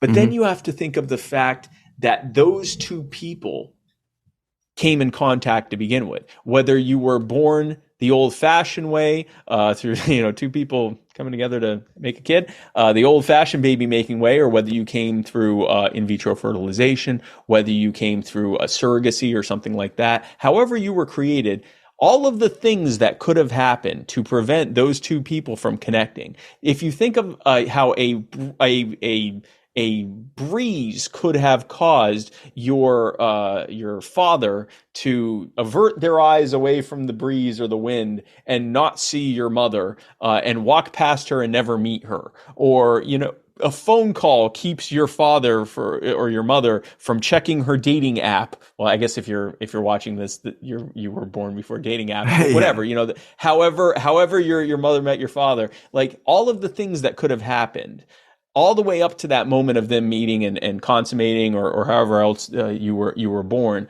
all of the things that could have happened to prevent them from coming together. It's impossible to measure all the different factors that could have happened differently. So now you're in the immeasurable level. I mean, we're billions and billions. We're an uncountable number of times past the fortune it would take to win the next Mega Millions. Okay. But that's just that one generation, because your parents or biological parents or whatever, the person who made your sperm and the person who had your egg, they too were the result of a similar set of incalculable miracle, who themselves, the generation before them, their parents were each the product of an incalculable miracle, who were also the children of parents who were the product of an incalculable miracle, going back over 150,000 years, which is the amount of time that human beings have been on this planet. And it goes even deeper, because before the humans were the simians, or the primates, the lesser primates that our ancestors evolved from. Like if you go back far enough, it's incalculable upon incalculable upon incalculable upon incalculable. It is impossibly absurdly, even if you're someone that believes the Earth is only 6,000 years old, it's still many hundreds of times over a number of incalculable events or incalculable amount of luck that it took for you to get here and be here in this moment. So no matter what is happening to you, no matter what you will face in the future, no matter how good things appear to be or how bad things appear to be or how good or bad they will be in the future, the mere fact that you are here it can't even be measured how fortunate it is that you are here in this moment. You are nothing short of a miracle. And that is the one thing I just want to leave you with, is that, just that reality. It doesn't necessarily make things better, but if there's ever a time when you feel like you're unlucky, you are beyond lucky. There are an incalculable number of things or beings who never came into existence because of their sperm not making it, or the wind blowing the wrong way, and the right people not meeting, or whatever else. So if there's nothing else, you can hold on to that. It's something I've used many times, and if there's anyone that helps, I hope it helps them. Yeah, I just have one last question, just because Sure. somebody asked a question. I posted something on Facebook, and that was just real quick. And I know you could talk about this for a long time, so just like the quick version of it. The quick version, yes. So I had a friend ask about the COVID restrictions that have been pretty lax lately, but for whatever reason, they're still very not lax, for lack of a better way to put it, on nursing homes. And do you think, and that's separating families, and I had two of my grandparents were in nursing homes, and I think the COVID lockdowns contributed to them passing away as quickly as they did. I mean, they were older, obviously, but I don't think them being locked down and us having to visit them through a window helped their situation at all. No. So I'm just wondering why that's still like even a thing at this point. Yeah. Like, why is that even, if you can offer any insight to that? It's a tough question to answer, but it actually isn't. It's a good friend of mine. I wanted to put that out there. So, well, and I'm glad you asked that. And honestly, to me, it's not a tough question to answer. We have discovered, and the data has shown, their own data has shown, lockdowns did nothing to stop or slow the spread of COVID. Something that is this easily transmissible. Even the earlier variants, which spread more easily than the flu, forget the new variants that spread like chicken pox. Like, I mean, you are going to get COVID. Like, if you are going out and doing things, you're going to get COVID at some point, and you're going to be exposed to people who have COVID at some point. It's going to happen, right? Like, so the lockdowns did not. Yeah, I've had it at least twice. The lockdowns did not stop or even slow the spread of COVID, especially as it began to mutate and become even more easily transmissible. The vaccines themselves. What country was it that didn't really lock down at all? Sweden. So Sweden didn't do much lockdowns. They issued a lot of guidance and suggestions, and I think they did a couple things, like you couldn't have for a while, for the first few months, you couldn't have large gatherings over 5,000 people or something like that. But for the most part, they had little to no restrictions, and they were criticized because initially it looked like their numbers were worse than everyone else's. Well, now if you look at it, their numbers are no different than anyone else's. It all normalized out. Everyone got COVID. It's the same thing. So the lockdowns did nothing to slow or spread the stop or slow the spread of COVID. The vaccines did little to nothing to stop or slow the spread of COVID. They have, it appears, at least stopped people, reduced the number of people who were getting seriously ill and dying. That's fantastic, especially important for older people, but it did not stop or slow the spread of COVID. If you are in a nursing home, you are surrounded by people all day long who do not remain in that building. There are your day-to-day workers, the nurses and orderlies and people that work in there, who go home and go out and party and go out to eat and go spend time with their family, who do the same, and then they come in. And it is possible they have COVID. And COVID now is increasingly asymptomatic. These newer versions are more virulent and also have a higher likelihood of you never experiencing any symptoms whatsoever. And especially if you are younger and healthier, which these orderlies are. So they're already being potentially exposed to COVID. Mm-hmm. the idea that it is okay for them to be exposed to orderlies and food service people and the reception staff and all of the people who work there, but not their loved ones, who for many of these people are the only thing holding them here. The only reason that these people who are in their 80s, 90s, hundreds, and often are basically in a form of hospice care, especially if they have like, a chronic illness, which many of them do, or they're suffering from dementia, they're suffering from, recurring illnesses or cancer or something like that. They're basically in a hospice care, in a hospice type of situation. They're basically being kept as comfortable as possible. And for many of them, the only thing keeping them here, the only reason that they still want to be here in the life that they now live, is the fact that they can see their loved ones. Yeah. And they're now being told, well, yeah, by Skype or Zoom, but not in person. And especially if you consider how many of these people have difficulty with electronics and all that stuff, there's absolutely no reason for it. I will say this. I think that the nursing homes themselves should be allowed to put the protocols that they think are most helpful in place. So maybe something like you got to test for COVID before you get let in the building or something like that. Or if you have a fever, you can't come in or whatever, which honestly would be good, not just for COVID, but for like the flu. Just because in general.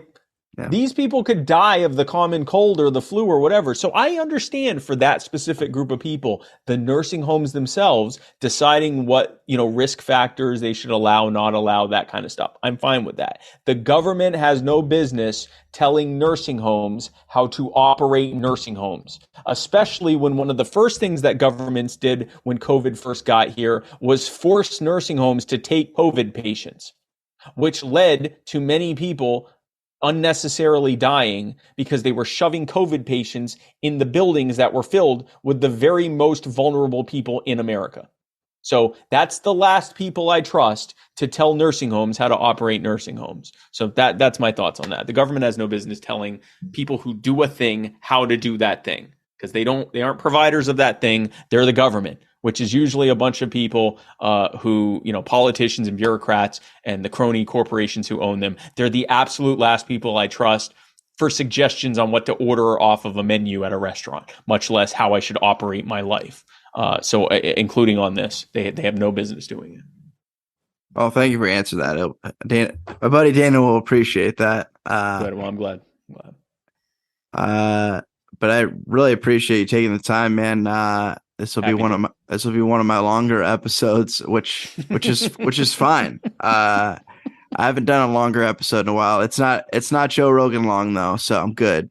It's not Joe Rogan long, but the thing is, it's hard, even when someone says, give me a short answer, and it's like the COVID regime. Well, okay, COVID regime bad. Like it's hard to give a short answer, but I'm glad that we had this time. I'm glad I could talk about it. And I'm glad we could talk about like mental health and addiction, because I don't get to talk about that a lot for obvious reasons. Yeah. And people want to talk about policy and stuff, and I get it. But man, I find that some of the most fulfilling conversations I've had are about this, are about what a lot of us struggle through on a day-to-day basis. I think, you can be as free as you want, but if you're not free in here, if you're all caught up in your own oppression of yourself, that's an incredibly important thing to talk about. So I'm glad we had a chance to do that. So thank you, Colin, for having me on. I appreciate it, man. If you enjoyed the episode, please follow, subscribe, and leave a review. Really appreciate that. It really helps me get the podcast out there and get some more listeners. So thank you for tuning in. Until next time, take care of yourself.